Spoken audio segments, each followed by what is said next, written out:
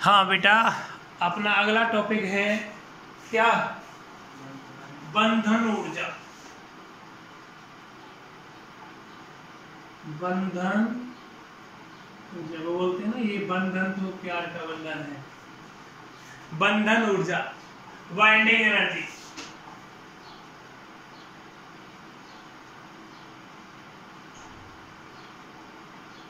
बंधन ऊर्जा, binding energy. ठीक, चलो देखो, बाइंडिंग एनर्जी, बंधन ऊर्जा क्या है? द्रव्यमान क्षति के समतुल्य ऊर्जा। द्रव्यमान क्षति की समतुल्य ऊर्जा क्या कहलाती है? बंधन ऊर्जा कहलाती है। समझ ही नहीं आया क्या बीमारी है? डेफिनेशन की बात करना चाहूं, बंधन ऊर्जा द्रव्यमान क्षति के समतुल्य ऊर्जा क्या कहलाती है? बंधन ऊर्जा कहलाती है। सबसे पहले मैं बात करना चाहूंगा आपको, आइंस्टीन का द्रव्यमान ऊर्जा समतुल्यता समीकरण है कुछ। आइंस्टीन का द्रव्यमान ऊर्जा समतुल्यता समीकरण होता है E बराबर mc²। यानी किसी पार्टिकल का m द्रव्यमान है तो उसकी एनर्जी कितनी होगी? E into mc²। जितना द्रव्यमान ज्यादा होगा उसकी एनर्जी भी उतनी ही ज्यादा होगी। होगी या नहीं होगी? कोई दिक्कत? अगर किसी आदमी के द्रव्यमान में कमी हो रही है, इट मीन उसकी एनर्जी में क्या हो रही है? कमी हो रही है। उसकी ऊर्जा में क्या हो रही है भाई? कमी हो रही है। पक्की बात। चले आगे। हमने इससे पहले टॉपिक पढ़ा था द्रव्यमान क्षति। द्रव्यमान क्षति, कुछ द्रव्यमान की हानि हो गई थी। नाभिक का द्रव्यमान न्यूक्लियनों के द्रव्यमान के कुल योग के बराबर होना चाहिए था, लेकिन है नहीं इतना। होना चाहिए था 50 किलो, लेकिन 50 किलो नहीं मिला। आपको मिला 48 किलो, 49 किलो, कुछ कम मिला। तब उनके द्रव्यमान का यह अंतर, द्रव्यमान में जो कमी हुई, उस द्रव्यमान में कमी को अपन ने क्या बोला? द्रव्यमान क्षति। यार जब द्रव्यमान में वहां कमी हो रही है तो उस जो द्रव्यमान, जितने द्रव्यमान में कमी हुई है उस द्रव्यमान के बराबर कोई ना कोई ऊर्जा आएगी। जैसे भाई m द्रव्यमान के बराबर ऊर्जा E बराबर mc²। तो द्रव्यमान क्षति कितनी है आपकी? डेल m है या नहीं? आपने पढ़ा था डेल m बराबर क्या था? Sigma m minus m। था या नहीं था?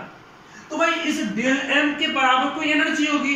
डेल m के बराबर होगी डेल m इंटू c²। भाई द्रव्यमान क्षति की समतुल्य ऊर्जा, जितने द्रव्यमान क्षति है या के बराबर जो ऊर्जा आएगी वो ऊर्जा आ गई आपके पास में डेल EB। भाई इधर डेल लगा हुआ है तो डेल यहां लगाया, बी फॉर बाइंडिंग। ये आ गई बंधन ऊर्जा, बाइंडिंग एनर्जी। द्रव्यमान क्षति के समतुल्य ऊर्जा क्या कहलाती है? बंधन ऊर्जा कहलाती है। क्या कहलाती है? बंधन ऊर्जा कहलाती है। डेल EB बराबर डेल m इंटू c²। द्रव्यमान क्षति के समतुल्य ऊर्जा क्या कहलाती है? बंधन ऊर्जा कहलाती है। रियल बात यह है, मैं समझाने के लिए बोल सकता हूं। अपन ने बोला यहां पर द्रव्यमान क्षति के समतुल्य ऊर्जा क्या कहलाती है? बंधन ऊर्जा। मतलब ये ऊर्जा है ना, वो नाभिक में जो प्रोटॉन और न्यूट्रॉन है, उन प्रोटॉन और न्यूट्रॉनों को बांधे रखने के लिए कार्य प्रयुक्त हो रही है। आप सोचो, नाभिक में कौन है? प्रोटॉन प्रोटॉन प्रोटॉन है या नहीं? इन दोनों, न्यूट्रॉन न्यूट्रॉन न्यूट्रॉन, इन प्रोटॉन प्रोटॉन के मध्य आकर्षण या प्रतिकर्षण होना चाहिए? प्रतिकर्षण होना चाहिए। लेकिन फिर भी ये प्रोटॉन नाभिक के अंदर बंधे हुए हैं, ये प्रोटॉन अंदर पड़े हुए हैं। इसका मतलब इन प्रोटॉनों को बांधे रखने के लिए कोई बल कार्य कर रहा है। कोई बल कार्य कर रहा है। जो बल कार्य कर रहा है उस बल को अपन ने बोला नाभिकीय बल। क्या बोला? नाभिकीय बल। तो ये नाभिकीय बल आ कहां से रहा है? कहीं से नहीं आ रहा। स्वयं की एनर्जी इनकी क्या हो रही है? नष्ट हो रही है। इनकी स्वयं की एनर्जी क्या हो रही है? नष्ट हो रही है। भाई इन प्रोटॉन और न्यूट्रॉनों को बांधे रखने के लिए जो बल कार्य, जो ऊर्जा वेस्ट हो रही है, वही ऊर्जा डेल EB है। डेल EB, और डेल EB क्या कहलाती है? बंधन ऊर्जा। नाभिक में उपस्थित प्रोटॉन और न्यूट्रॉनों को बांधे रखने के लिए एक बल कार्य करता है। नाभिक में उपस्थित प्रोटॉन और न्यूट्रॉनों को बांधे रखने के लिए एक ऊर्जा की आवश्यकता होती है। उस ऊर्जा को क्या कहते हैं? बंधन ऊर्जा कहते हैं। यह बंधन ऊर्जा किसके बराबर होती है? द्रव्यमान क्षति के समतुल्य होती है ना। अब समझ आ गया मेरे पास। भाई आप सोचो, ये कोई पार्टिकल पदार्थ है, इसमें proton proton neutron neutron proton proton है। इन प्रोटॉन प्रोटॉनों को किसी ने बांध रखा है। बांध रखा है, इसका मतलब ये मजबूती से बंधे हुए हैं, है ना। और इनको बांधे रखने के लिए कोई बल, कोई ऊर्जा की आवश्यकता हो रही है। जिस बल की आवश्यकता हो रही है उस बल को आप नाभिकीय बल कह रहे हैं, है ना। नाभिकीय बल बहुत प्रबल होते हैं, तीव्र होते हैं, स्ट्रांग होते हैं, बहुत ज्यादा एनर्जी होती है नाभिकीय बलों की। हम बात कर रहे हैं इन बलों को, इन प्रोटोनों को बांधे रखने के लिए कोई बल कार्य कर रहा है, उस बल को अपन ने बोला नाभिकीय बल। और इस प्रोटोनों को बांधे रखने के लिए कोई ऊर्जा की आवश्यकता हो रही है, उस ऊर्जा को क्या बोला, बंधन ऊर्जा। याद रखिएगा, किसी नाविक की बंधन ऊर्जा जितनी अधिक होगी वह नाविक उतना ही अधिक स्थायी होगा। किसी नाविक की बंधन ऊर्जा जितनी अधिक होगी वह नाविक उतना ही क्या होगा, अधिक होगा, अधिक स्थायी होगा। आप सोचो, एक पत्थर है आपके पास, क्या है, पत्थर। एक पत्थर है आपके पास में और एक ईंट है आपके पास। चलो, एक पत्थर है और एक ईंट है।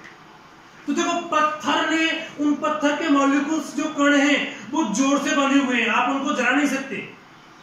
पत्थर के मॉलिक्यूल्स बहुत ज्यादा बल के द्वारा बंधे हुए हैं, जबकि ईंट के जो मॉलिक्यूल्स हैं वो बहुत कम बल के द्वारा बंधे हुए हैं।